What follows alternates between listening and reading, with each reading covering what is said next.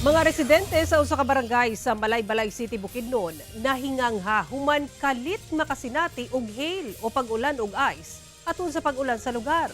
Mga eksperto sa pag-asa dunay pahimangno og galing makasinati sa susamang hitabo. Ani i-report ni Cyril Chavez. Adlawng Miyerkules, pasado alas 2 sa hapon, nakurata mga residente sa barangay Dalwangan sa Malaybalay City, Bukidnon. Human makasinati og hail kung pag-ulan og ice sa ilang lugar.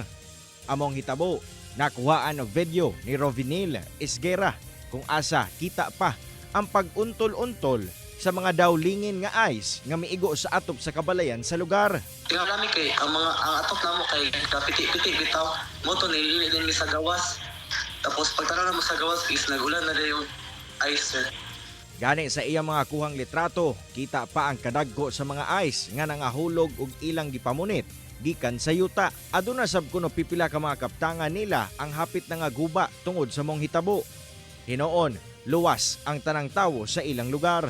Wala ara sir pero hapit mo sunod ang tubig sa among kan ba. Sa salibok sa kusog sa hangin.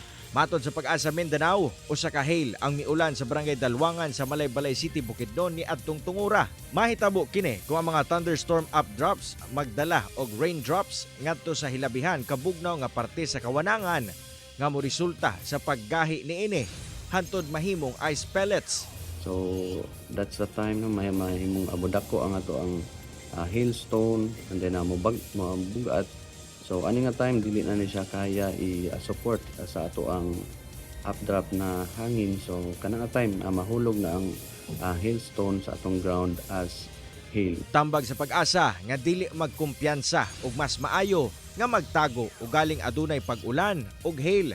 Sanglit posible kining makasakit sa tawo nga maigo. So ang damages ani so magdepende or mag-vary siya sa kadakon sa atong hail. So pag dako ang atong hail, possible siya ang iyang impacts makadamage sa atong crops, vehicles and then buildings and bisan sa tuwa sa mga tao. So possible siya maka-harm pod sa tuwa. Cyril Chavez, One Mindanao.